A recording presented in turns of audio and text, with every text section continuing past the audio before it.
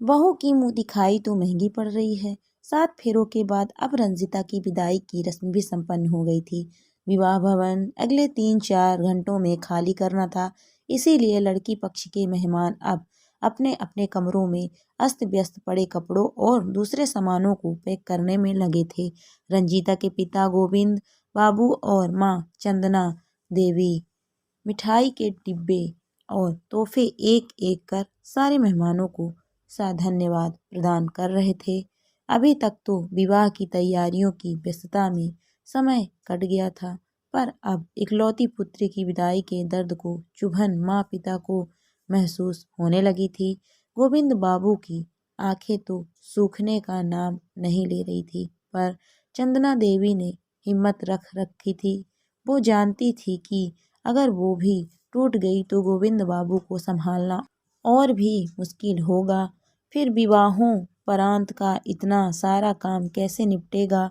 सारे मेहमानों की विदाई के बाद अब बस गोविंद बाबू के पारिवारिक मित्र सार्थक मिश्रा सपत्नीक रह गए थे। उनकी ट्रेन देर रात की थी, इसीलिए विवाह भवन से वो गोविंद बाबू के संग ही उनके घर आ गए। समधी जी का गोविंद बाबू के फोन पर कुछ देर पहले का मैसेज था कि बारात और बेटा बहू अच्छे से घर पहुंच गए हैं। रंजना बिटिया और उसके सामानों से कल तक भरा भरा लगने वाला घर आज एकदम खामोश सा हो गया था। माता पिता का बार बार मन तो कर रहा था कि वीडियो कॉल करके एक बार रंजीता को देख लें, उससे बातें कर लें, पर फिर लगता था कि अभी तो बिटिया के ससुराल में सारे लोग नई बहू के स्वागत में होने वाली रस्मों को निभाने में व्यस्त होंगे। तभी समधी जी के नंबर से गोविंद बाबू के व्हाट्सएप पर वीडियो कॉलिंग की घंटी बजी। गोविंद बाबू की आंखें चमक उठी थी। जरूर रंजू बिटिया से बात कराने के लिए समधी जी ने वीडियो कॉल लगाया होगा। चंदना देवी भी व्हाट्सएप कॉल की आवाज़ सुनकर पति देव के फोन की स्क्रीन के सामने टक टकी लगाकर बैठ गई थी। समधी जी और समधन जी को मेरा प्रणाम। उधर से समधी जी विवेकानंद जी ने हाथ जोड़ते हुए कहा, हम सबका प्रणाम भी स्वीकार कीजिए विवेकानंद बाबू। अभिवादन के आदान प्रदान के पश्चात विवेकानंद जी थोड़े गंभीर हो गए थे। गोविंद बाबू, दरअसल बहू ने हमें अजमंजस में डाल दिया है। उसने मुंह दिखाई में जो मांगा है उसे लेकर हम कोई निर्णय नहीं ले पा रहे हैं। विवेकानंद जी की बातों ने गोविंद बाबू और उनकी पत्नी को अचानक से बेहद चिंतित कर दिया था। रंजीता जैसी समझदार लड़की आखिर ऐसा क्या मांग बैठी थी।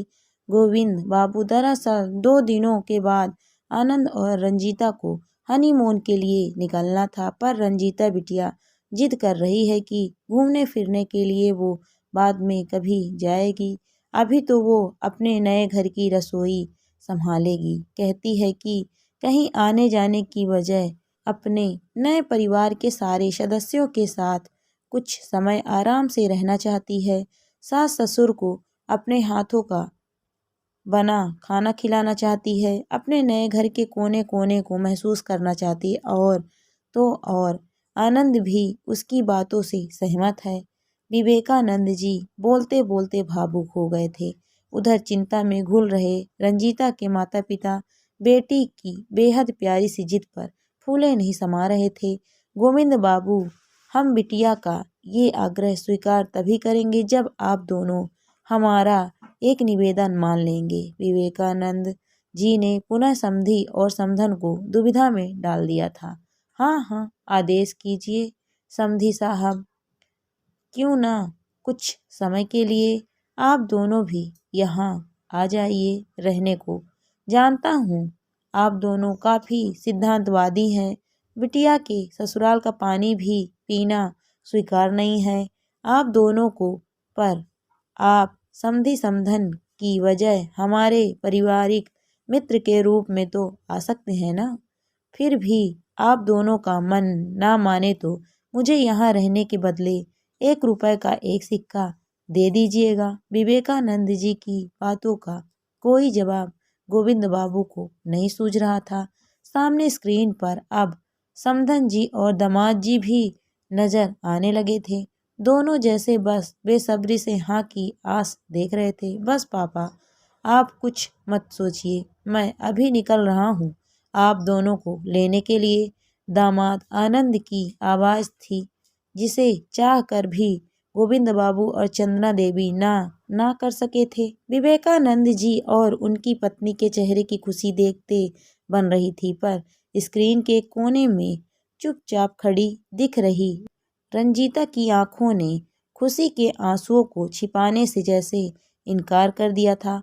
पहले तो ऐसा मायका, अब ससुराल में ऐसे अनोखे परिवार को पाकर वो स्वयं को दुनिया की सबसे भाग्यशाली महिला समझ रही थी। दोस्तों, कहानी आपको कैसी लगी कमेंट करके ज़रूर बताइए। कहानी अच्छी लगी है तो वीडियो को लाइक शेयर करें। अगर आप मेरे चैनल पर नए हैं तो प्लीज़ आप मेरे चैनल को सब्सक्राइब भी करें। Thank you for watching my video.